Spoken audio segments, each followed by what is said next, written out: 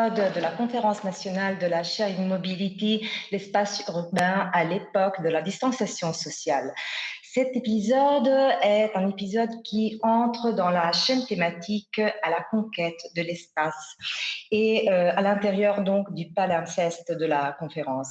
Moi, je suis Delia Milioni et je parle comme état généraux de l'économie verte. Et j'ai le plaisir de vous présenter les invités de cet épisode et de vous suivre jusqu'à la fin de l'épisode. J'aimerais bien dépenser 2 petits mots pour vous expliquer pourquoi on a pensé à ce thème et cette chaîne thématique, parce que c'est très intéressant.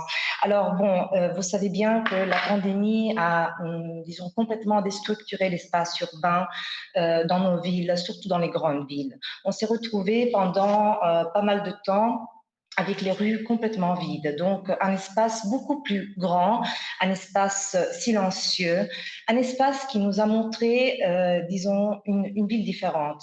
Et, disons, maintenant, en reprenant l'espace et la vie normale, il est important de restructurer et déstructurer cet espace et, disons, donc, en direction de la conquête de l'espace.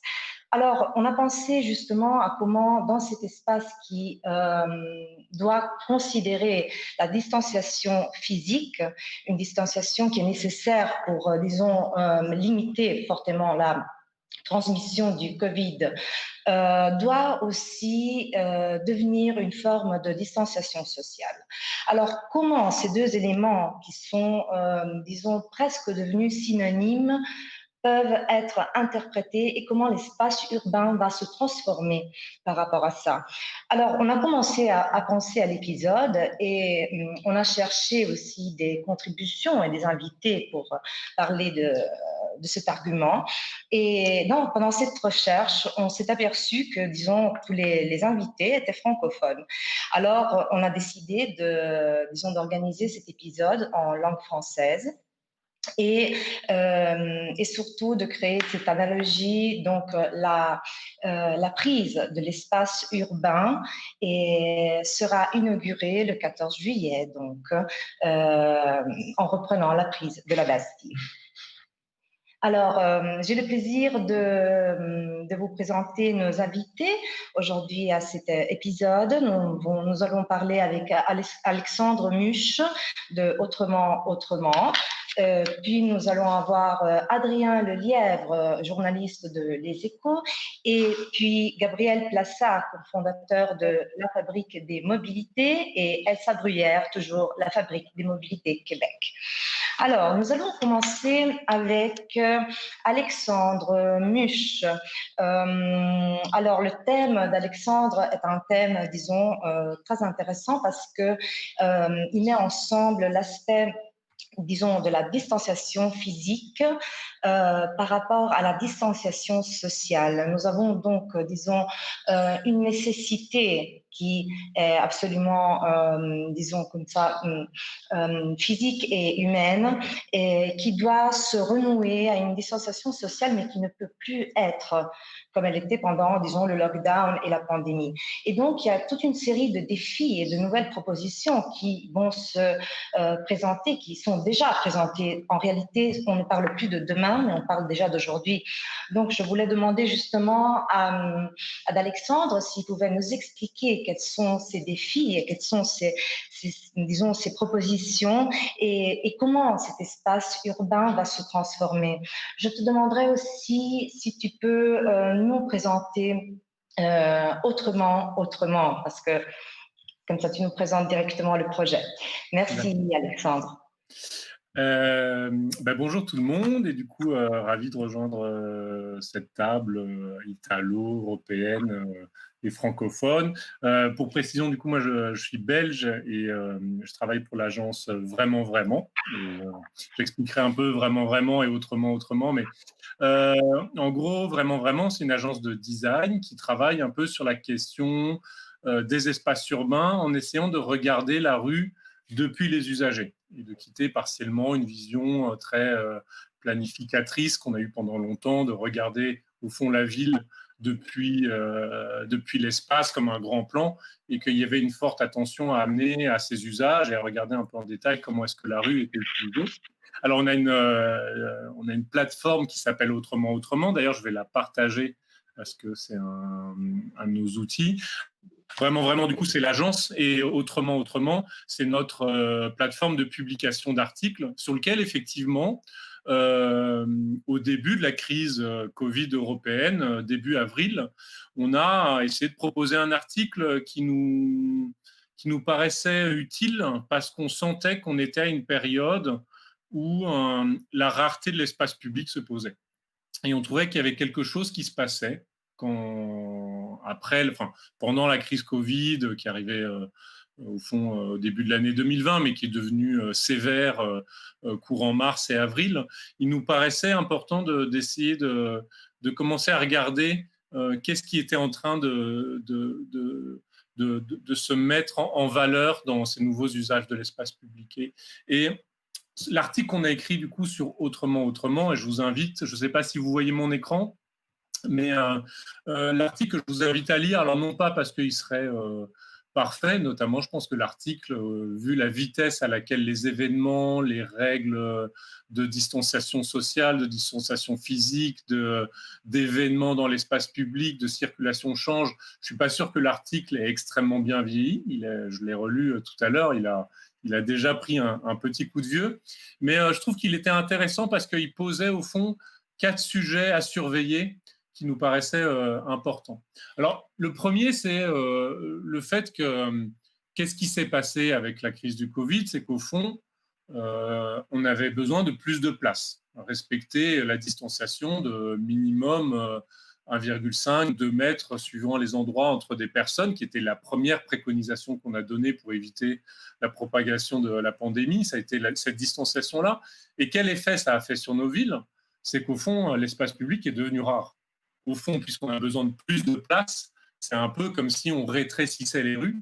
Un trottoir qui, à l'époque, faisait 1,50 m, on va dire qu'il était juste convenable, quoique c'est la limite minimum pour faire passer des personnes en situation de handicap physique. Mais on trouvait ça normal, un trottoir de 1,50 m. Et avec la crise Covid, tout de suite, on s'est rendu compte, et c'est l'objet de la carte de Paris que vous voyez à l'écran, c'est qu'au fond, l'espace public vraiment utile, il est rare. Quand on regarde ici, on voyait en rouge, je ne sais pas si vous voyez toujours l'écran, mais vous voyez en rouge tous les trottoirs parisiens qui mesurent moins de 2 mètres. Ben vous vous rendez compte que la ville, l'espace public vraiment utile, et notamment pour les piétons, pour les modes doux, elle est extrêmement serrée. Et cet espace public rare, c'est au fond, c'est pas tant le fait que le Covid ait fabriqué la rareté de cet espace public, c'est plutôt qu'elle a mis en lumière le fait que l'espace public est au fond assez inéquitablement réparti. Enfin, pour prendre des chiffres, je reste sur Paris, mais c'est vrai à Bruxelles, c'est vrai en Italie. Au fond, on a une surreprésentation de l'espace dédié à la voiture par rapport à ses usages. Et surreprésentation encore plus caricaturale dans un contexte où on sait qu'on doit réussir à faire des territoires qui ne sont plus dépendants de la voiture, qui offrent des alternatives et qui, du coup, doivent rendre désirables d'autres modes. Du coup, une fois qu'on a dit ça, on se rend compte que cette rareté, elle est propre aux territoires denses. Une ville comme Paris, ça fait partie des villes très denses, mais une bonne partie des villes européennes ont pour particularité cette intensité-là, et que l'espace public, s'il est trop serré, on amène ces problèmes-là. Mais c'est aussi un problème du périurbain. Là, vous voyez au fond un aménagement typique qu'on a en France ou en Belgique, où on voit bien que la place qu'on dédie à la voiture, elle a sans cesse grignoté, ici à travers des places de parking qu'on a peint sur le trottoir, qu'elle a sans cesse grignoté les quelques derniers centimètres carrés qui étaient dédiés aux piétons. Et ça, pourquoi est-ce qu'on dit que, au fond, le Covid a plutôt révélé une iniquité de l'espace public plutôt qu'elle ne l'a créé? C'est qu'au fond, effectivement, on a fabriqué dans la deuxième partie du XXe siècle un espace qui, au fond, n'est pas si partagé. Et premier point, du coup, qu'on amène dans l'article, c'est qu'au fond, on se rend compte que ça a été un peu un débat, un peu sémantique dans le monde francophone. Au fond, on disait au début, il faut faire la distanciation sociale. rapidement, les gens ont commencé à dire, je pense que le mot, on l'a piqué à Sylvain Grisot, qui le racontait, au fond, non, il faudrait doubler de rapprochement social, de comment est-ce que les gens se connectent, les gens se lient, les gens se rapprochent entre eux, mais au fond, respecter la distanciation physique. Ça veut dire ne pas s'assurer que la ville reste bien un lieu d'intensité sociale, un lieu d'échange, un lieu où je rencontre mon voisin que je connais, un lieu dans lequel je rencontre une voisine que je ne connais pas, mais au fond, un espace public qui a une capacité à fabriquer l'opportunité d'une rencontre sociale. Et là-dessus, le premier, ce qu'on s'est aperçu avec le confinement, c'est qu'au fond, l'espace public, c'est une chose, mais l'espace public qui a une vraie capacité sociale, c'en est une autre. Et c'est vrai que si vous regardez une rue telle qu'elle est aujourd'hui à Bruxelles, telle qu'elle peut exister à Paris, telle qu'elle peut exister à Milan peut-être, si vous enlevez la voirie roulante, les places de parking et au fond tous ces espaces qui ne sont pas vraiment des espaces sociaux, il ne vous reste pas grand-chose. Il vous reste peut-être un bout de trottoir qui est trop serré, il vous reste peut-être une petite placette qui souffre aussi d'être coincée entre deux voiries très roulantes. Mais au fond, quand on retire dans l'espace public l'espace qui a une vraie qualité sociale et de rencontre, on s'est rendu compte à quel point ce vrai espace public, il était rare. Et là-dessus, on sent bien que tout de suite, beaucoup de collectivités ont brillé sur une capacité de l'espace public à accueillir des formes d'événements. Je pense notamment à la ville de Bruxelles qui a lancé son programme Staycation pour l'été, sur comment est-ce qu'on se réapproprie la rue pour des événements sociaux de quartier. On pense à un certain nombre de collectivités en France qui ont autorisé les terrasses à s'étendre sur les places de parking. Et on voit qu'au fond, il y a très vite une velléité des collectivités à embrayer sur la fabrique d'espaces sociaux. Le deuxième point, et ça c'est quelque chose, je pense que on en parlera plus tard dans ces échanges-là, mais c'est évidemment toute la question de donner de la place à ce que nous on appelle les modes de transport les moins spatiovores. Le problème qu'on a avec la place qu'on dédie à la voiture, c'est qu'elle consomme énormément de place. Non seulement parce que les voitures ont grossi et que ces 50 dernières années, les voitures se sont vraiment ankylosées, littéralement. Elles ont pris du poids, elles ont pris du volume, et du coup, on a littéralement des voitures qui prennent au sol 10-12 mètres carrés, mais aussi parce que, au fond, une voiture, si on veut qu'elle existe dans un système urbain, il faut lui fabriquer une place devant la boulangerie, il faut qu'elle ait une place devant le cinéma, il faut qu'elle ait une place en centre-ville, il faut qu'elle ait une place en centre-ville. Et au fond, on a une sorte d'objet qui consomme des hectares et des hectares d'espace public qu'on ne peut plus se permettre. Si on promet dans une ville d'1 million d'habitants qu'il a à sa disposition 100-200 mètres carrés d'espace public dédié à sa voiture, on voit bien qu'on a une promesse qui est intenable. Et là-dessus, ce qu'on doit vraiment réapprendre, c'est au fond, comment est-ce qu'on apprend à fabriquer de l'espace public qui n'est plus uniquement dédié à la question des véhicules lourds, à la question des voitures, des camions, etc. Et pendant longtemps, toute une ingénierie urbaine s'est vraiment ingéniée à dire combien de voitures je fais passer par minute sur cette voirie, comment est-ce que j'améliore mon tronçon. On a vraiment eu pendant longtemps une intelligence urbaine qui a été une sorte de performance à faire passer des tonnes de voitures. En gros, dans les années 90, on l'entendait encore, une ville efficace, une ville du futur, c'est une ville qui fait passer plusieurs milliers de voitures par heure, par minute dans un axe. Et là, on sent qu'on doit vraiment réinverser la vapeur. Dans ce contexte où l'espace public est rare, on doit au fond réapprendre à faire passer les plus petits. Et c'est un problème de mécanique du fluide, sauf qu'on inverse l'équation. Plutôt que d'essayer de faire passer des gros cailloux dans des tuyaux dont le diamètre ne change pas. Concrètement, une rue, on ne peut pas repousser les façades, on ne peut pas détruire les bâtiments. Du coup, la rue, disons qu'elle fait toujours la même largeur. Plutôt que de passer d'une équation, on essaie de faire passer le plus gros de gros objets, des voitures, des camions. Maintenant, on doit vraiment réapprendre à faire passer les plus petits objets. Et c'est vraiment les piétons, les cyclistes, toutes les micro-mobilités, les trottinettes aussi, les monoroues, les rollers, enfin, moi, je n'ai pas d'avis ou d'opinion sur ces formes-là, mais disons, toutes les petites mobilités, celles qui ne sont pas dans des carcasses de métal, celles qui sont dans des véhicules légers, on doit réapprendre à les faire circuler dans la ville. Et ça, c'est quelque chose qui s'est aperçu pendant la crise avec la création des coronapistes, de tous ces espaces qu'on a effectivement repris la voiture et qui effectivement font la démonstration d'une extrême performance. Et on pense à Paris, à New York, à certains endroits où les coronapistes, assez rapidement, au bout de quelques semaines, au bout de quelques mois, ont fait leur démonstration de capacité. Et là-dessus, je pense qu'on est. Alors, l'article est écrit avant les premières coronapistes, mais c'est un des points sur lequel il y a une conclusion positive. Faire de la place aux petits modes doux, c'est au fond gagner en efficacité de mobilité. Le troisième point, c'est la question de quelle sociabilité on veut dans ces espaces publics. Et là-dessus, je pense qu'il y a vraiment un enjeu à essayer de comprendre qu'est-ce que c'est la vie sociale d'une rue. Je pense que longtemps, on a probablement pensé l'espace social, c'est le parc ou la place, et la rue, c'est l'espace de la mobilité. Et au fond, on sent que c'est beaucoup plus complexe que ça. Une rue, ses terrasses, son trottoir, c'est là, je le disais tout à l'heure, qu'on rencontre un voisin, c'est là qu'on rencontre l'inconnu. C'est vraiment l'espace de friction avec, à la fois dans lequel on est dans une zone de confort, de gens qu'on connaît, d'ambiance qu'on connaît, de culture qu'on connaît, et à la fois l'espace un peu grisant où on va découvrir des nouvelles cultures, des nouvelles personnes. Et au fond, il faut qu'on apprenne à le régler avec cette question un peu compliquée qui est, au fond, il faut trouver c'est quoi les usages, à quel point on peut privatiser avec des terrasses. C'est un des grands débats qui est amené avec la question de l'extension des terrasses de restaurants, et c'est à quel point l'espace public peut encaisser, tolérer, absorber des usages privatisés. Et je pense que la question, elle est bonne, même si je défends vraiment cet usage social de la terrasse. Mais au fond, on doit vraiment regarder qu'est-ce qui peut se passer dans une rue. Et là-dessus, toutes les dynamiques, notamment de parklet, au fond, d'utilisation de parking temporaire pour prouver qu'on peut faire autre chose que de garer une voiture, ça va être une des dynamiques qu'il va falloir, ou un des dispositifs qu'il va falloir vraiment regarder.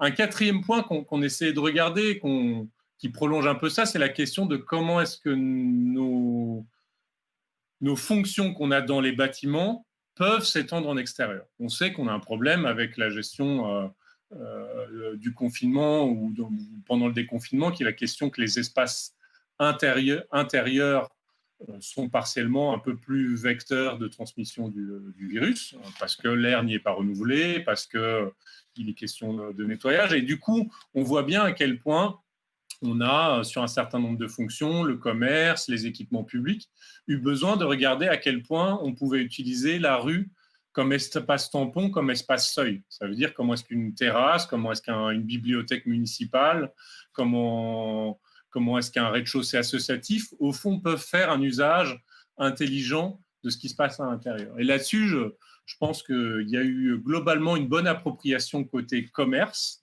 et c'est assez intéressant, notamment parce que la nécessité économique de soutenir une économie locale, c'était une des façons de les soutenir, de leur dire on vous offre une extension d'espace sur la rue. Mais j'ai l'impression qu'on pourrait aller plus loin sur la question des équipements publics. Je vois bien pourquoi est-ce que j'en regardais avec une bibliothèque locale dans mon quartier. Au fond, ils ont été très challengés par le fait que à une époque, c'était très agréable encore d'aller dans une bibliothèque. Maintenant, aller rentrer, se confiner, se serrer dans une bibliothèque alors qu'on n'y est pas obligé, c'est devenu complexe. Et du coup, l'usage de la rue comme extension du rez-de-chaussée, comme extension, comme épaisseur de la vitrine, c'est quelque chose qu'il va falloir vraiment regarder. Un cinquième point qui nous paraît important, c'est un peu une équation sur laquelle on n'a jamais de réponse vraiment sur à quoi sert une rue. C'est qu'au fond, c'est une rue, ça a deux fonctions qui sont un peu antagonistes ou qui sont contradictoires. C'est qu'une rue, elle doit évidemment servir à faire passer des gens d'un point A à un point B, c'est une voie de circulation, mais c'est également un espace, j'ai envie de dire, flânable, dans lequel des gens s'arrêtent, des gens regardent une vitrine, papotent avec quelqu'un. Et au fond, cette capacité à la fois être un espace de la performance de la traversée, pouvoir traverser la rue de façon rapide et à la fois d'être un espace de calme, d'usage statique, c'est quelque chose dont on voit bien qu'il va falloir régler. Je prends un exemple qui existe à Bruxelles ou à Paris, c'est que ce soit le grand péatonnier qui traverse du nord au sud Bruxelles ou que ce soit les voies, les berges de Seine à Paris, on voit qu'il y a déjà des petits sujets de est-ce que c'est un endroit plutôt réservé à des gens qui s'arrêtent, qui s'installent sur un fauteuil, sur un banc, qui s'assoient au bord de l'eau en regardant la Seine, puisque c'est ce qui se passe quand on est sur les berges, ou est-ce que c'est un espace réservé aux cyclistes et à un certain nombre d'usagers qui vont avoir un usage dynamique de la voie. Et là-dessus, je pense qu'on doit encore beaucoup réapprendre à comment est-ce qu'il y a une cohabitation qui peut exister, en sachant que l'idée qu'on pourrait tout ségréguer ou qu'on pourrait, entre guillemets, mettre toutes les personnes ou tous les usages dans une voie séparée, elle est impossible. Dans une rue milanaise, dans une rue parisienne, dans une rue bruxelloise, qui fait 15 mètres de large, je ne peux pas faire et deux voies de 2 mètres vélo, et une voie trottinette, et une voie pour les piétons, et une voie pour les voitures, et une voie pour les taxis.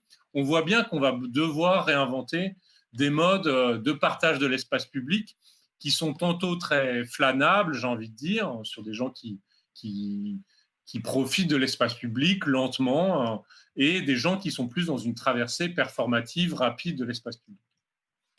Il y a un enjeu qui nous paraît aussi intéressant, c'est cette question du comment est-ce qu'on règle le micro-local et la cohérence métropolitaine. Et là-dessus, la difficulté, c'est qu'on voit beaucoup d'initiatives, j'ai envie de dire, très locales, au fond, de réutilisation de la rue, sur une extension de trottoir, sur une piste cyclable temporaire. Mais on sait bien à quel point la grande capacité, notamment en termes de mobilité, elle vient à partir du moment où on a des systèmes qui permettent de façon cohérente et fluide de traverser une métropole d'un point A à un point B sans avoir de rupture. Ça a été longtemps le problème des agglomérations ou des collectivités locales qui assemblaient plusieurs communes.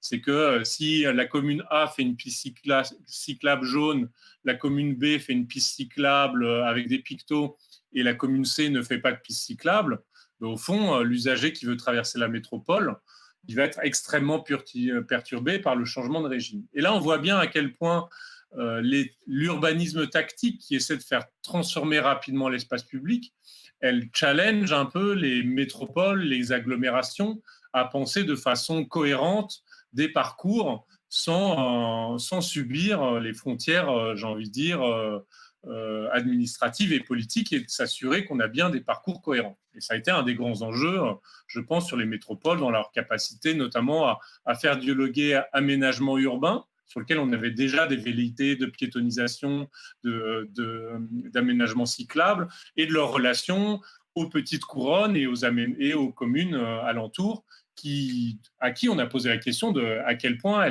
elles enchaînent, elles prolongent ces aménagements-là. Et là-dessus, je pense qu'il y a une vraie question. En tant que designer, l'avant-dernier point pour nous, c'est cette question qui était posée un peu par l'aménagement tactique, c'était qu'il fallait faire vite. Et ça, c'était un peu le régime ou la dynamique qu'on avait, c'était qu'au fond, la crise nous imposait à repenser l'espace public en quelques jours, en quelques semaines, chose qui était inentendable. Pendant longtemps, on a dit refaire une rue, refaire un aménagement urbain, refaire une place, ça prend au moins un mandat, peut-être 2, ça prend 5 ans, ça prend 10 ans, mais à aucun moment on avait les modes de fabrication de la ville qui nous permettaient de dire refaisons notre trottoir en quelques jours.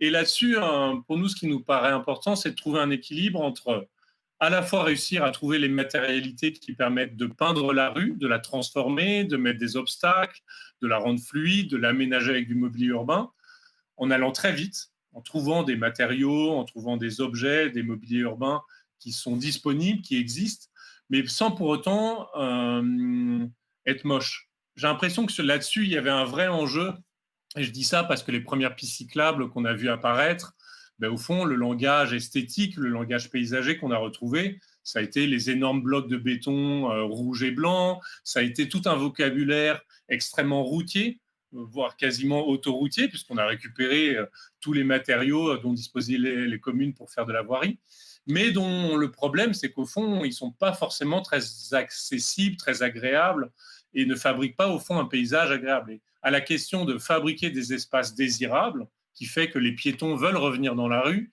qui fait que les cyclistes se sentent bien et qu'on a une vraie attention au paysage, je pense que c'est une des vraies difficultés de l'aménagement tactique, au sens où il faut faire vite, mais il ne faut pas pour autant que ce soit moche, et il ne faut pas pour autant que ça fasse des espaces publics durs et inhospitaliers.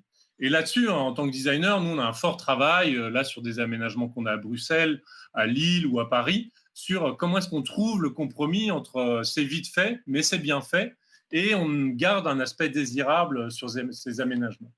Et la dernière question qui, à mon avis, peut être celle auquel on a le moins répondu, c'est que cette question soudaine de la transformation des espaces publics, d'une certaine manière, elle a dû faire l'économie d'une inclusivité. Ça veut dire, parce qu'on est allé vite, on n'a pas eu le temps de faire la participation, d'aller écouter la variété des habitants des villes, y compris les gens qui sont les plus éloignés des projets urbains, les classes populaires, les gens qui ne sont pas tous les jours dans les conseils de quartier, les jeunes, les adolescents qui ne sont pas dans ces questions d'aménagement urbain.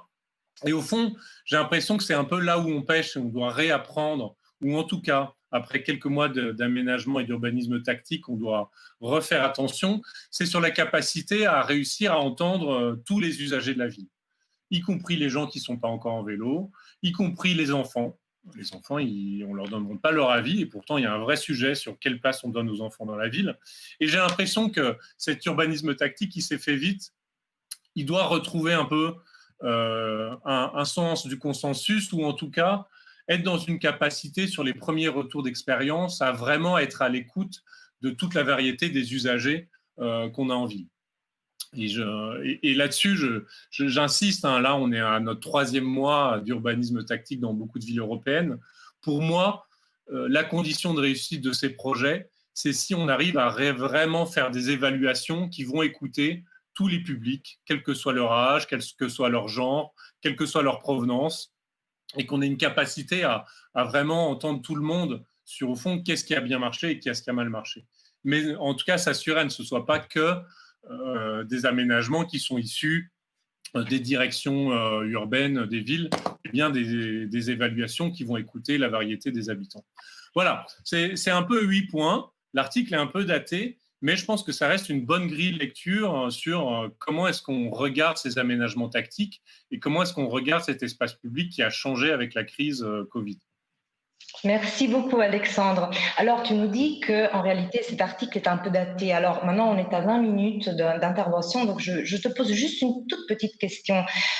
Pourquoi l'article est daté et si, maintenant que l'émergence est passée, il faut ajouter quelque chose à ces 8 points? Tu peux nous donner, disons, si c'est possible, de donner une réponse rapide, bien sûr, à une question pareille.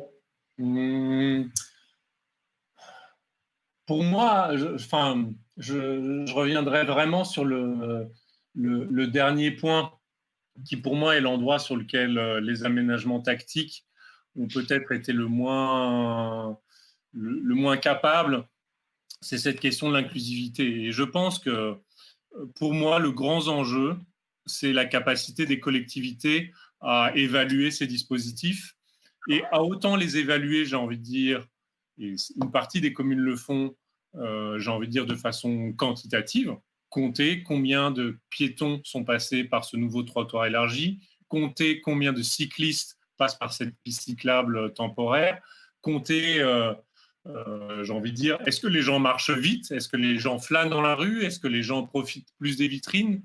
Est-ce que le fait que la rue qui est apaisée fait que les gens y restent plus longtemps? Mais j'ai envie de dire aussi évaluer les ambiances. Ce qu'on sent beaucoup avec l'urbanisme tactique, c'est cette question de l'apaisement, qu'au fond, on avait fabriqué un espace qui, parce qu'on l'a dédié, au fond, à des véhicules lourds, à des véhicules polluants, à des véhicules qui font du bruit, c'est qu'au fond, on avait rendu extrêmement rudes les ambiances urbaines. Et pour moi, ce qui doit être vraiment évalué, et c'est quelque chose d'assez sociologique, ou quelque chose qui doit, au fond, on doit essayer d'écouter vraiment les paroles des gens, c'est qu'est-ce qui a vraiment changé dans les ambiances? Est-ce que ça m'a permis de parler plus longtemps avec mon voisin? Est-ce que ça m'a permis de lâcher la main de mon enfant parce que j'ai moins peur qu'il se fasse écraser? Est-ce que ça m'a permis de rester plus souvent dehors? J'ai l'impression que ces questions un peu de changement d'ambiance, c'est un endroit sur lequel les collectivités doivent réussir à écouter, à écouter leurs habitants et doivent faire un vrai travail d'évaluation. Et du coup, qui doivent de fait aller plus loin que juste Et même si c'est nécessaire, compter le nombre de piétons, compter le nombre de cyclistes, mais vraiment compter aussi, au fond, à quel point les ambiances ont changé et à quel point on a peut-être, hein, et je l'espère, amélioré la qualité de vie de ces espaces publics. Merci beaucoup Alexandre, merci. Alors, nous allons continuer notre épisode avec l'intervention de Adrien Lelièvre, journaliste Les Échos. Et on va justement parler d'espace public par rapport à la mobilité et en particulier en parlant de pistes cyclables. Alors, j'aimerais bien reprendre les mots de Adrien qui, dans son enquête, dit dans les grandes villes en Europe, donc Bruxelles, Berlin, Paris, les pistes cyclables poussent comme des champignons après un orage. Alors ça, c'est une image que j'aime beaucoup parce que les grandes villes, bon, les moins grandes aussi, mais les villes en Europe vont changer complètement grâce à la révolution du vélo. Alors, on va parler avec Adrien et il va nous expliquer justement pourquoi cette révolution du vélo en Europe sera si inéluctable. Merci Adrien.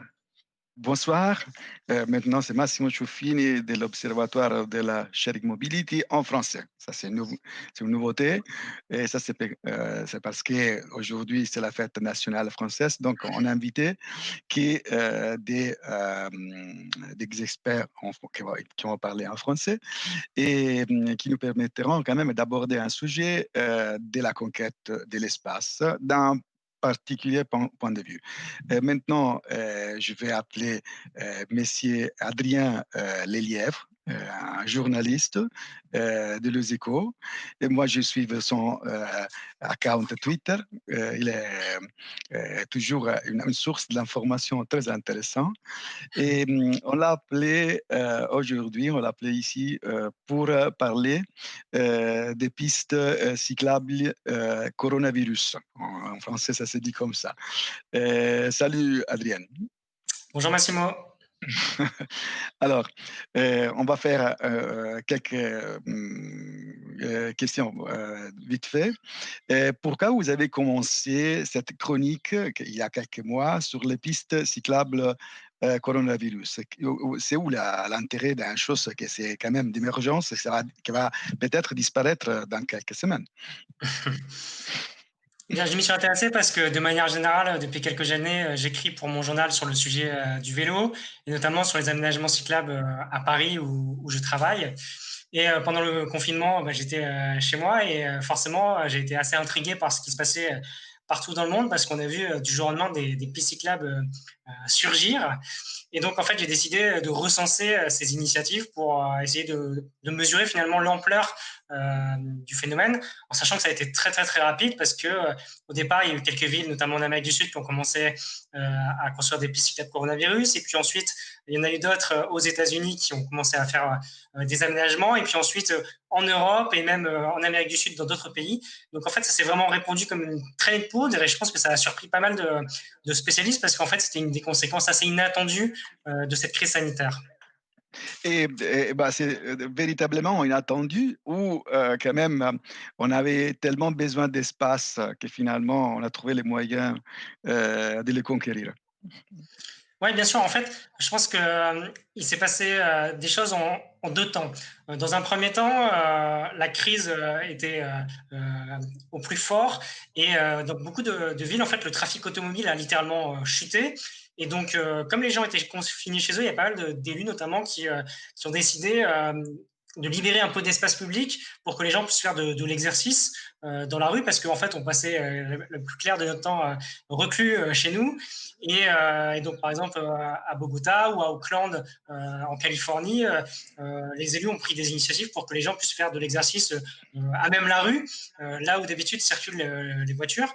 Mais c'était en fait finalement assez temporaire. Ensuite, il y a eu un peu une deuxième étape pendant laquelle les élus ont préparé ce que j'appelle moi l'après-confinement, c'est-à-dire qu'une fois que les restrictions se levaient les unes après les autres, les élus se sont dit, bon, on est face à un problème dramatique, En raison de cette pandémie, les transports en commun vont être sans doute désertés. C'est ce qui se passe notamment en France, là où je vis. Et en fait, il va falloir qu'on construise des aménagements pour que, à défaut d'utiliser les transports en commun, les gens puissent se déplacer en toute sécurité.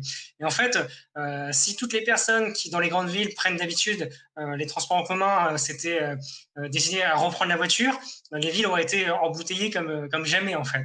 Donc, en fait, c'était assez pertinent de miser sur le vélo parce que la grande caractéristique du vélo, c'est que c'est un mode de transport qui garantit la distanciation sociale. Quand on est sur un vélo, on est forcément à au moins 1 mètre de distance de son voisin, sinon les deux roues peuvent se toucher et on risque la chute. Et puis par ailleurs, la plupart des Occidentaux, mais aussi des Sud-Américains, avaient sans doute envie de faire un peu d'exercice après avoir été confinés chez eux pendant assez longtemps. Et donc en fait, il y avait une vraie appétence pour ce mode de transport une fois que le confinement était levé. Et tu as remarqué, bon, c'est vrai que c'est un phénomène global, mais quand même, je pense que tu auras quand même remarqué des différences entre les différentes expériences qu'on a eues localement. Et je sais que tu as préparé même quelques images. Si tu veux nous montrer, par exemple, quoi t'a vraiment frappé entre les différentes solutions qui ont été adoptées ces derniers 2 mois. Oui, bah, je vais vous présenter du coup quelques images un peu fortes qu'on a pu voir ces derniers temps. Comme tu le disais, Massimo, effectivement, les mesures ont été différentes selon les pays. Par exemple, je vais vous montrer une image de Bogota, qui est la première grande ville à avoir décidé de mettre en place des pistes cyclables coronavirus. Normalement, vous devez voir correctement l'image que je suis en train de présenter. Par Oui, exemple, ça c'est vrai. c'est voilà, à C'est bien, Bogota, c'est par bien. exemple, ils ont construit des pistes cyclables avec des plots en plastique. Donc en fait, ça montre qu'il ne faut pas forcément beaucoup de matériel pour construire ce type d'infrastructure. Finalement, quelques plots disposés sur la chaussée permet de supprimer une voie pour les automobiles et de faire un petit peu de place pour les cyclistes. Mais d'autres villes, en fait, on fait d'autres choix. Par exemple, si je vous emmène à Paris, qui est une ville qui a un peu plus de moyens, on a vu ce type d'infrastructure se mettre en place. C'est-à-dire que, par exemple, la mairie de Paris a installé des blocs de bitume. Et en fait, c'est intéressant ce type d'infrastructure parce que ça coûte pas forcément très, très, très cher. C'est assez facile de les mettre sur la chaussée et c'est sans doute un peu plus sécurisant que les plans en plastique parce que les plans en plastique, les voitures peuvent rouler sur la voie, les renverser, alors que des blocs de bitume comme ça, c'est un petit peu plus solide. Donc ça, c'est le genre d'exemple qu'on a pu voir dans deux villes différentes. Mais en fait, ce qu'il faut retenir de cette crise du coronavirus, c'est que il n'y a pas que des infrastructures pour les cyclistes qui ont été mis en œuvre. La reconquête de l'espace public, elle s'est faite aussi pour les piétons. Dans beaucoup de villes, par exemple, on a vu les maires élargir les trottoirs parce que la distanciation sociale, c'est compliqué de la respecter sur des trottoirs très, très étroits. Donc, en fait, ça pouvait avoir du sens d'élargir de 1 mètre, de 2 mètres les trottoirs pour que les piétons puissent marcher en toute sécurité. La reconquête de l'espace public, elle s'est faite aussi grâce au stationnement des voitures. En fait, dans beaucoup de grandes villes, on laisse beaucoup, beaucoup de place pour le stationnement auto. Dans une ville comme Paris, par exemple, on estime que 50% de l'espace public est dévolu à la voiture, que ce soit pour les routes et pour le stationnement. 50%. Alors même que la voiture représente 13% des déplacements. Donc en fait, il y a une disproportion entre la réalité des déplacements en voiture et la place qu'occupe ce mode de transport. Et ce qui se passe par exemple à Paris, c'est que notamment pour aider les bars et les restaurants qui ont fermé pendant quasiment 2 mois, même un peu plus de 2 mois, la mairie par exemple a décidé de supprimer des places de stationnement pour que les restaurateurs puissent installer des tables sur la chaussée. Si vous le voulez bien, je vais encore vous montrer une autre photo. Donc, c'est dans un quartier de Paris que j'ai pris ces photos assez récemment. C'est en plein cœur de Paris, par exemple. Donc, on a supprimé quelques places de stationnement pour installer Voilà. des terrasses. Voilà. Et en fait, c'est assez joli d'ailleurs. Le restaurateur a mis une espèce de pelouse artificielle. Et en fait, ce qui est intéressant avec cette crise et avec ce genre d'exemple, c'est que en fait, on s'est quand même aperçu que les villes sont beaucoup plus flexible qu'on ne l'imaginait en quelque sorte. En fait, quand on s'attaque à l'espace qui est dévolu à la voiture habituellement, on s'aperçoit qu'il y a beaucoup de mètres carrés disponibles qui peuvent être utilisés pour les piétons, pour installer des tables de terrasse en plus, pour installer, qui sait, des fontaines ou des jardins supplémentaires. Et donc, en fait, une des grandes questions que je me pose, moi, c'est est-ce que cette crise, elle aura un impact durable dans l'aménagement des villes? Est-ce que, en fait, dans 2-3 mois, si la pandémie, on l'espère tous, se calme et si la vie reprend son cours, est-ce qu'en fait, ce genre de mesures destinées soit à permettre aux cyclistes de faire du vélo en ce moment, soit aux restaurateurs de sauver leur activité, est-ce que ça va se pérenniser ou pas? Parce que ce qui est intéressant avec ce type d'exemple temporaire, c'est que si ça marche bien, ça peut être une vraie incitation pour les élus à préserver ça. Et à Paris, c'est très, très intéressant. Des pistes cyclables, par exemple, ont été construites dans toute la ville pour préparer le déconfinement. Et la maire de Paris, Anne Hidalgo, qui a de bonnes chances d'être réélue dimanche prochain, a déjà annoncé qu'en cas de réélection, la plupart de ces infrastructures seront pérennisées. Donc, en fait, là, tout à l'heure, je vous avais montré des blocs de bitume. Il y a de fortes chances que dans les prochains mois, il y ait de véritables travaux pour construire de véritables pistes cyclables et que, en fait, une des conséquences, c'est que la crise du coronavirus pourrait vraiment booster le vélo à Paris. Donc, on peut dire que le dimanche prochain, on va même avoir une sorte de réponse publique sur le degré d'acceptation de cette politique des pistes cyclables temporaires et même du relancement du vélo dans Paris. Moi, j'ai vu des images des rues de Rivoli qui sont vraiment étonnantes. Moi, j'habitais Paris pendant les années 90, donc il y a quand même plus de 40 ans. Et pour moi, c'était vraiment étonnant. Et tu as déjà dit que peut-être tout ça, ça va être pérennisé. Une dernière question. Par rapport, par exemple, au stationnement des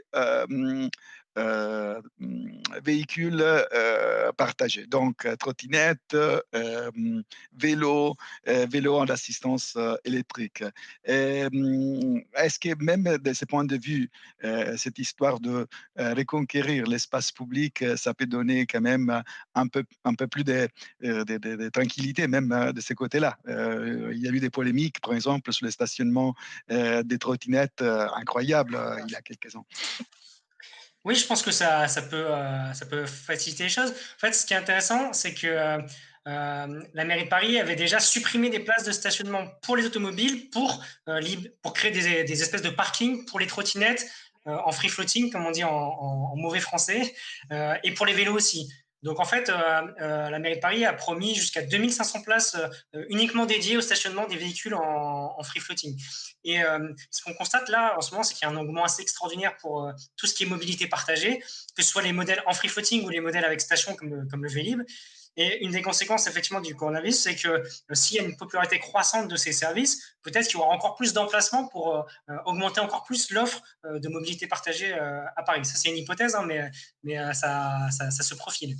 Et en tout cas, ce qui est intéressant aussi, c'est qu'il y a beaucoup d'experts qui se demandaient si la mobilité partagée souffrirait après le confinement, parce que certaines personnes me disaient nous on a peur par exemple d'utiliser une trottinette qui a déjà été touchée par quelqu'un d'autre après la pandémie ou touchée par un vélo qui a déjà été touché par quelqu'un d'autre. Et en fait, ce qu'on s'aperçoit à Paris, et le phénomène a l'air assez global en Europe, c'est qu'en fait, il y a assez peu de réticence de la part des gens à prendre les vélos en libre-service, par exemple. Et quand on regarde les chiffres du Vélib à Paris, qui est le système de vélo en libre-service avec station, les chiffres sont absolument sidérants parce que pas plus tard qu'hier, par exemple, il y a quasiment 190 000 trajets qui ont été effectués sur des vélos en libre-service à Paris. C'est considérable. Je disais il n'y a pas très longtemps que si on compare Paris à d'autres villes du monde occidental. Par exemple, le record à New York, c'est à peu près 100 000 locations. Le record à Londres vient aussi d'être battu il y a quelques jours encore, mais c'est 70 000 locations. Donc en fait, à Paris, la mobilité partagée est un peu en train d'exploser.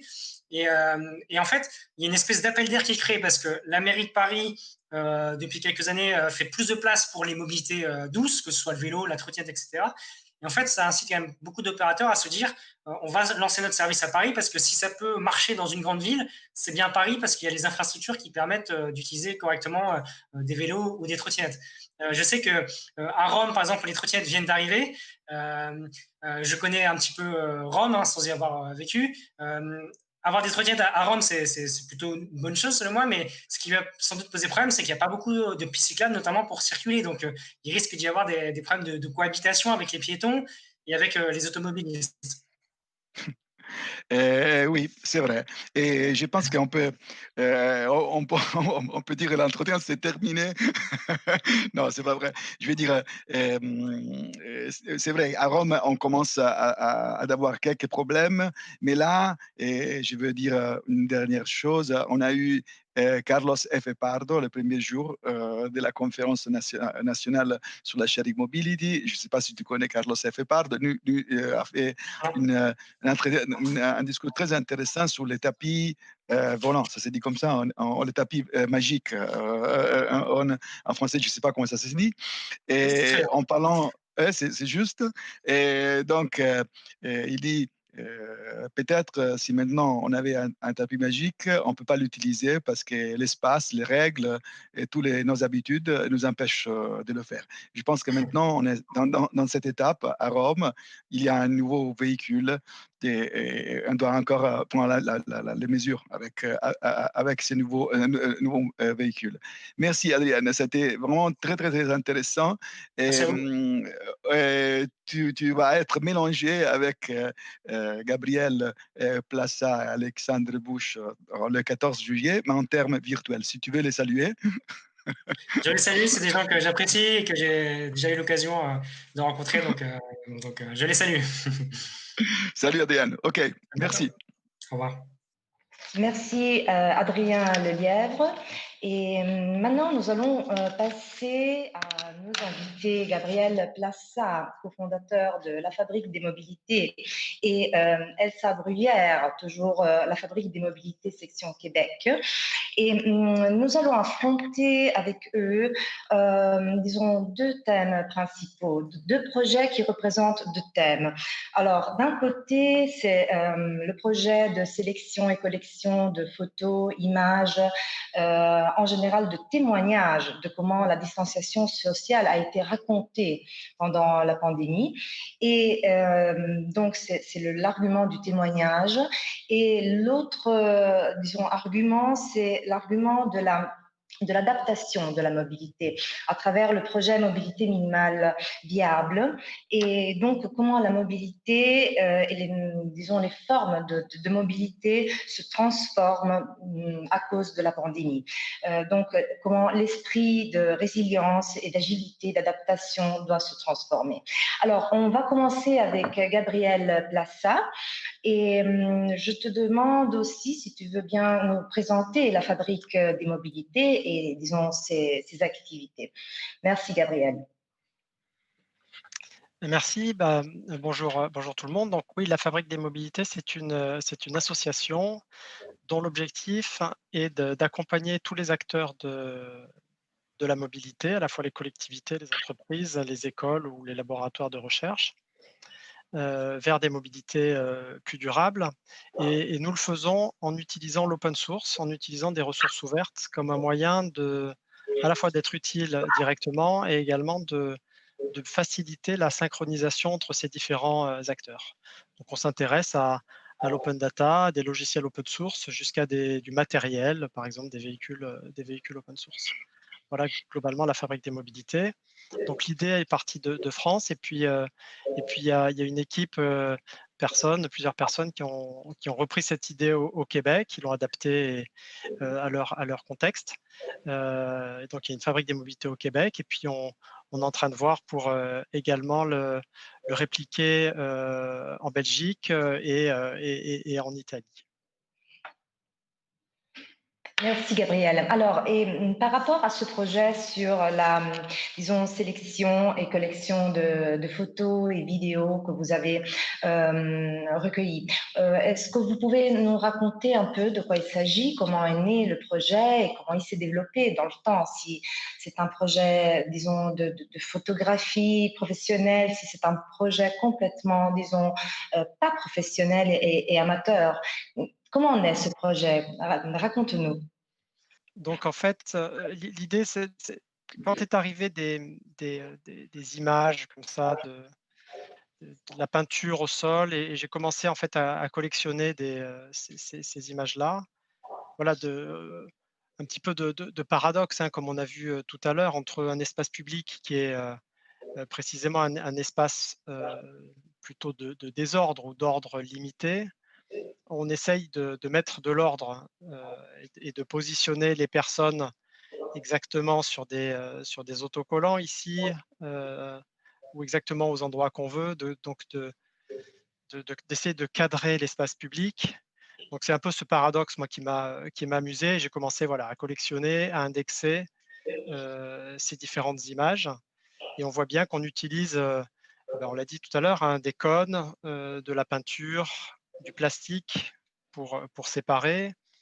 On va utiliser aussi de la surveillance. On va utiliser du contrôle. Et dans le but étant, voilà, d'aller à contre-courant et de faire que les gens restent bien dans les cases qu'on leur assigne. Et donc, voilà, j'ai voulu collecter ça plus à titre de témoignage en espérant, voilà, que ça soit un épisode et qu'on n'ait pas à s'en servir et que ça se développe pas et que ça se généralise pas partout. Et plus précisément, lié bien sûr au sujet du transport, donc sur des quais, à l'intérieur de véhicules, ou de personnes qui se déplacent, comment bien se déplacer quand on court au sens du Covid. Voilà, donc c'est plutôt à titre de témoignage. Et en complément de ça, effectivement, j'ai rédigé un article qui porte sur ce concept de mobilité minimum viable. Et ça a servi à des échanges que Elsa a organisé au Québec sur ce concept-là de mobilité minimum viable. Donc je peux décrire peut-être ce que ça sous-entend éventuellement. Oui, absolument. Et puis, tu peux éventuellement passer directement après la parole à Elsa quand vous voulez entrer dans un autre aspect du projet. Absolument, merci. D'accord. Donc le Covid a effectivement révélé les fragilités des personnes, des ménages, des territoires, des entreprises, des organisations à, à- à réduire leur mobilité au niveau minimum pour que quand même il y ait quand même une activité économique vraiment minimale, une activité des territoires et des ménages. Donc ça a révélé ce flux minimum de personnes et de marchandises. Et donc ça vient réinterroger les organisations des territoires, des ménages, des entreprises pour fonctionner avec le minimum de mobilité possible, le minimum de logistique possible. Et donc notre dépendance finalement à la mobilité. Et donc voilà, c'est sur ce sujet-là qu'on a organisé des échanges avec le Québec. Très bien, merci Gabrielle. Alors, je demande gentiment à Elsa si elle veut nous décrire un peu plus dans le détail le projet et nous expliquer un peu comment ça s'est déroulé et quels sont surtout les résultats, au moins, pas disons définitifs, mais au moins les résultats jusqu'à présent que nous avons obtenus grâce à ce projet. Bonjour tout le monde. Merci pour cette participation ce matin. Je précise que vraiment la Fabrique des Mobilités France et la Fabrique des Mobilités Québec, on travaille de concert complètement sur ce sujet-là. C'est vraiment l'initiative de Gabriel et son article qui ont, je pense, allumé l'idée que de la même façon qu'il est allé chercher des témoignages photos sur comment on contrôle le déplacement ou les gestes barrières dans l'espace public. Nous, on s'est dit au Québec et avec Gabriel que ce serait intéressant qu'on puisse mettre les gens en posture d'entendre ce qui se passe dans une situation de mobilité minimum viable, parce que finalement, les gens ont besoin de pouvoir se situer, ont besoin de pouvoir comprendre. Or, finalement, ce qu'ils voient de la mobilité, enfin au début du Covid en tout cas, ce qu'ils voyaient de la mobilité, c'était quelque chose de très partiel, hein. C'était leur point de vue, ils étaient chez eux, ils avaient beaucoup d'informations. On sait que les gens ont été quand même assez saturés, de nouvelles, de mesures prises, voilà, de risques sanitaires, avec énormément d'incertitudes, et on trouvait que c'était important, de donner un temps pour élargir finalement les connaissances ou la compréhension de ce qui nous entourait à ce moment-là, au début du Covid, et aussi permettre peut-être des réflexions, permettre de situer des projets, peut-être permettre que ce soit aux entreprises ou aux individus, d'être un peu moins dans une réaction à la situation et un peu plus dans une réflexion, dans une introspection, dans une capacité à réagir, à penser cette situation de Covid et à préparer la suite. Donc c'est vraiment ce point-là qu'on a situé, c'est-à-dire, on a invité, je dirais, nos réseaux, québécois, français, principalement, hein. C'était très francophone, c'était des lives en français, je vais le montrer. Donc on a organisé une première session en avril, conférences et discussions, et puis une deuxième au mois de mai que je vais vous projeter, et l'idée était vraiment de se dire: est-ce qu'on peut, en regardant, ce qui se passe en ce moment dans cette mobilité minimum viable, avoir une introspection, avoir une réflexion et se situer sur qu'est-ce que pourrait être la mobilité demain? Qu'est-ce qu'elle est actuellement, de différent qui nous inspire ou qui, au contraire, ne nous inspire pas? Qu'est-ce qu'elle serait? Qu'est-ce qu'on voudrait reproduire? Qu'est-ce qu'on voudrait arrêter? Qu'est-ce que cela implique d'arrêter ou reproduire des choses? Est-ce qu'on en est capable? Qui doit en être capable? Qui? Beaucoup la question de savoir qui était responsable de ça. Donc je vais présenter, ce qu'on a. Je vais partager mon écran tout de suite. Hem, Hop, pardon. Alors, voilà. Oui, c'est bon. Je voudrais est-ce que c'est bon? Parfait. Donc, hem, pardon, je vais repartir au début. Voilà. Alors, donc cette initiative que nous menons, conjointement avec Gabriel, elle vise effectivement à créer un dialogue. Donc on avait, comme vous le voyez, un certain nombre de participants. Ça a permis aussi, je pense, pour tout le monde de se familiariser avec, on était au début, hein, de tous les Zoom, Meet, Google Meet, et cetera. Donc, voilà, il y avait une appropriation aussi, je pense que, et puis il y avait un espace serein. On a effectivement donc présenté, ce que Gabriel disait dans son article, à savoir qu'est-ce que la mobilité minimum viable? Dans quel temps on se situe en ce moment? Dans quel contexte? Et avec des sujets, hein, qu'est-ce que ça implique la mobilité minimum viable, en termes de sécurité alimentaire, en termes d'agilité, de capacité à répondre, en termes de logistique urbaine, de télétravail, de mode de transport, c'est un point très important, d'enjeux sur la propagation. Donc comment est-ce que la mobilité peut, prévenir, une propagation? Et puis enfin, on avait mis le thème des autorités gouvernementales, mais c'était plus pour dire que c'était la question de quels étaient les acteurs qui portaient ça. Est-ce que ce sont les particuliers? Est-ce que ce sont les autorités? Est-ce que ce sont les entreprises? Voilà, on a eu la chance d'avoir donc, plusieurs présentations.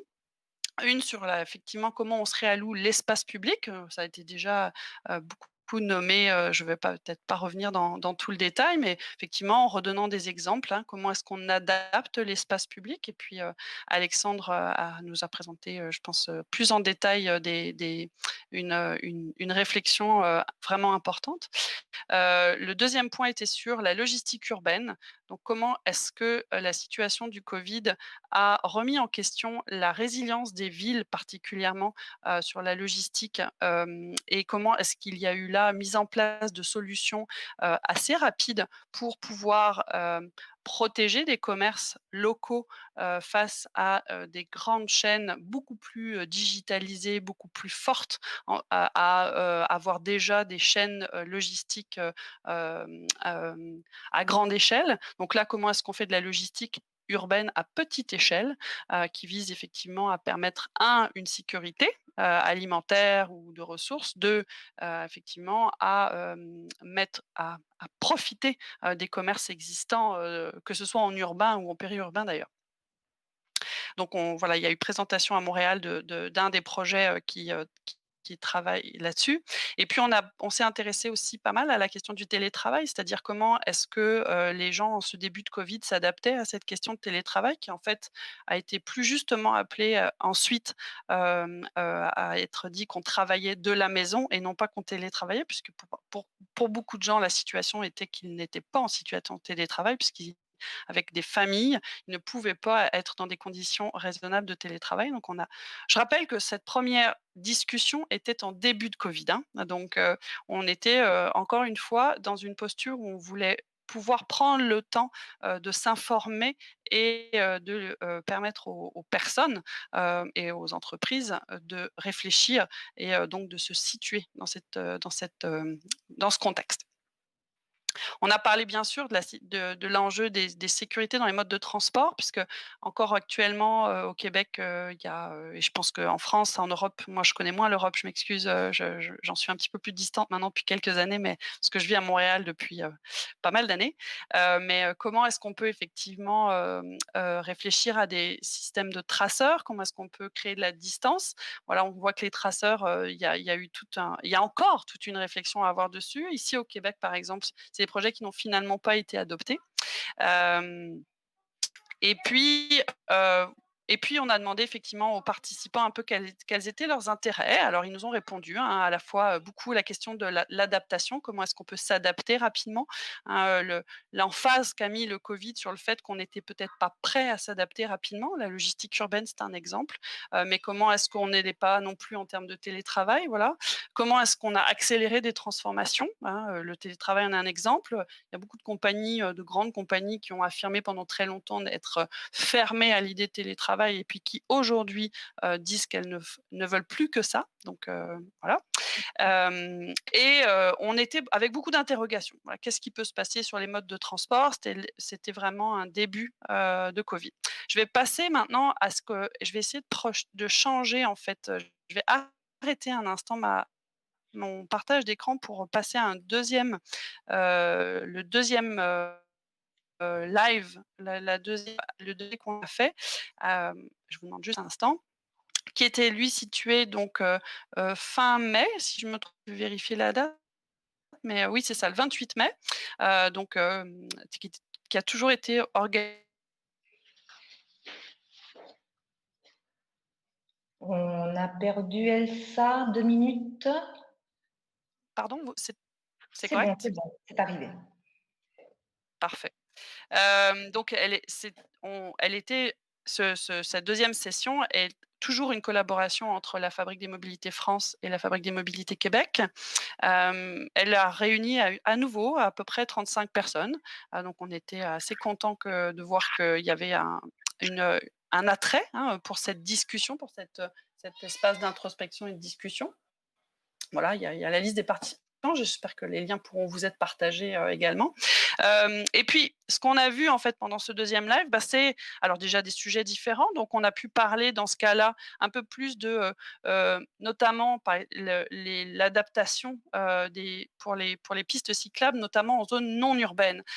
Quels sont les enjeux plus concrets? Donc, on était plus loin dans le Covid. Et là, effectivement, ce que nous a partagé une des conférencières, c'était qu'effectivement, en zone non urbaine, eh bien, il y a beaucoup d'enjeux de liens entre chacune des pistes cyclables qui font qu'aujourd'hui, on a encore des infrastructures qui sont très efficaces pour du vélo touristique, mais qui sont beaucoup moins et qui mettront du temps avant d'être efficaces pour du vélo de travail.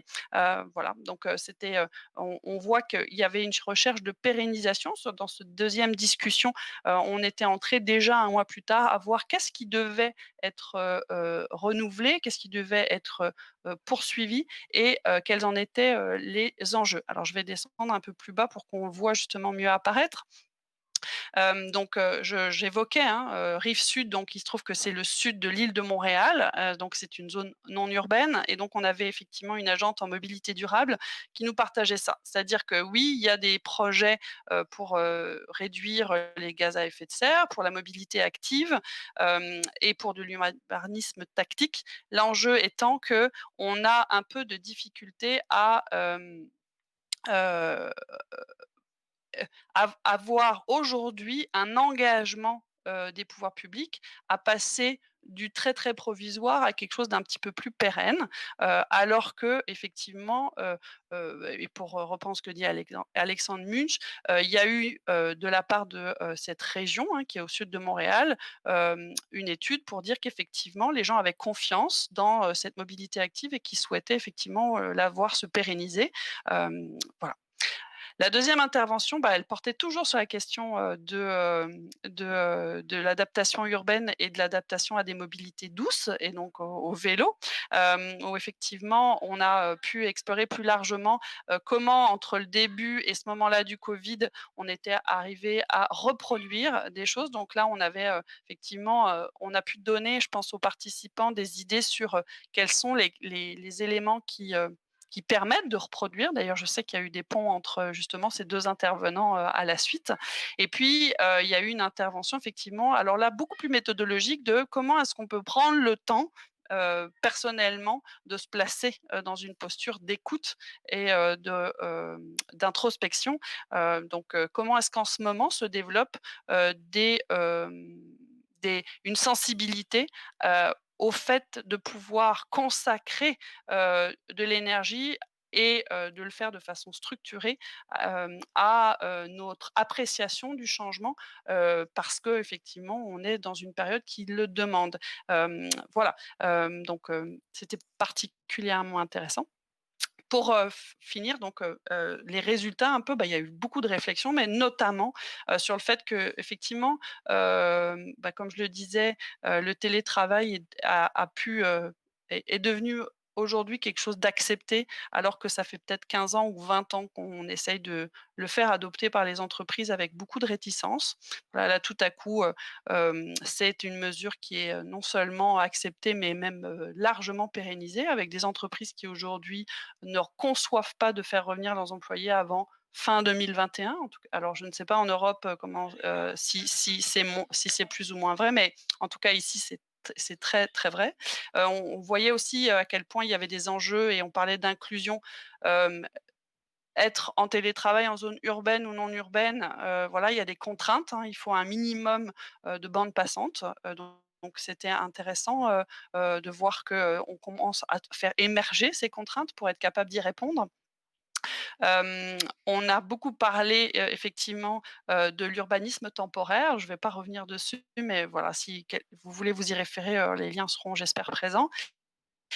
Et puis, la question de l'engagement citoyen, c'est-à-dire comment est-ce qu'aujourd'hui on est, à qui reviennent ces adaptations et à qui revient, la structuration de cette mobilité minimum viable? Bah, certainement beaucoup, au très local, pour effectivement, pa pour lui apporter une rapidité, de réaction et une rapidité d'exécution.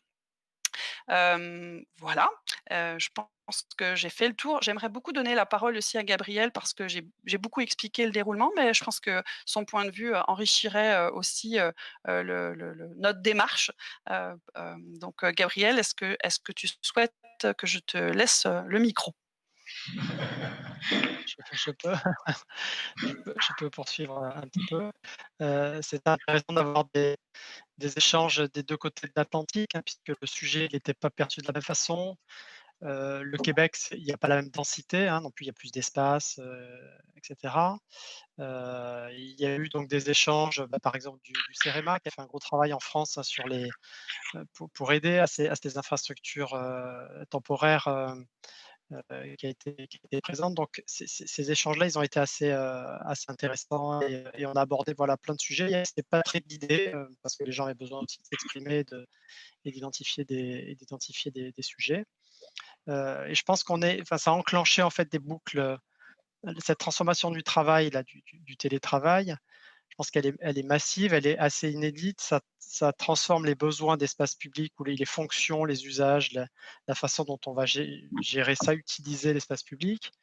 Donc, des besoins d'infrastructure qui vont à leur tour légitimer ou pas de nouvelles façons de faire. Et voilà, on a enclenché, j'ai l'impression, des boucles itératives. C'est le début. Et vous avez vu, par exemple, il y a des grandes entreprises comme PSA qui a décidé de faire du télétravail le mode de fonctionnement de base. Et donc, c'est maximum 2 jours par semaine dans l'entreprise.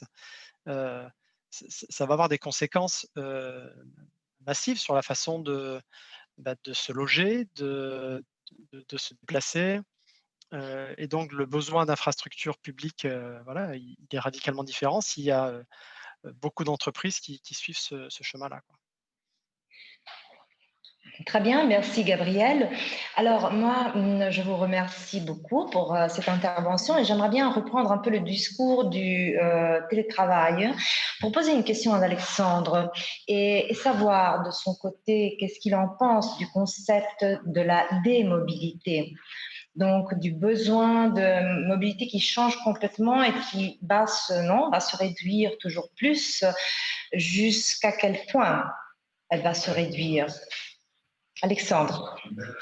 Sur le concept de démobilité, moi je conçois et je vois réellement l'intérêt à, au fond, acter que les villes ne sont pas performantes parce qu'elles feraient sans cesse déplacer l'ensemble de ses habitants. Du coup, je pense qu'on doit réellement retrouver des politiques publiques qui font attention à ne pas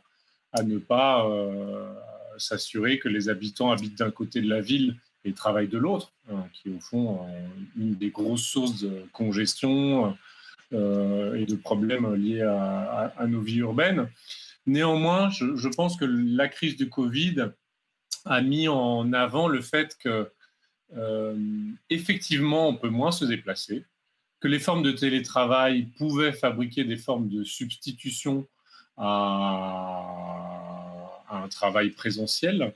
Mais néanmoins, j'ai l'impression aussi qu'on a aperçu un certain nombre de limites à cette vie, j'ai envie de dire, numérique. Alors aujourd'hui, on se rencontre pour des raisons de distance transatlantique entre la France, l'Italie, le Canada et la Belgique. Mais néanmoins, j'ai l'impression qu'on a aussi aperçu pendant le Covid à quel point une vie, j'ai envie de dire, uniquement sur Zoom pouvait être facteur de stress, de fracture numérique, de perte de sentiment de lien social, et aussi à quel point l'espace public, rien qu'une balade dans la rue, c'était au fond un facteur important de lien social. Voir les autres, voir les étrangers, voir l'inconnu, voir des gens qu'on connaît, regarder au loin un enfant jouer. Au fond, tout ce qui fait l'espace public, c'est aussi une capacité à fabriquer du lien social d'une façon assez particulière qui, au fond, traverser la ville, être en posture de mobilité dans la ville, que ce soit à pied, en vélo ou dans d'autres formes de mobilité un peu disponibles, c'est au fond s'assurer qu'on est dans une mobilité où sans cesse on a l'infime chance de rencontrer quelqu'un ou quelque chose ou une culture inconnue. Et ça, je pense que le Covid, notamment pendant la période dure du confinement, celle où on a été tenu de rester à la maison, et je pense que ça a été d'autant plus dur dans les grandes villes, à Milan, à Rome, à Paris, toutes les grandes villes, au fond, où on a demandé aux gens de rester dans leurs petits appartements et de se contenter de relations numériques.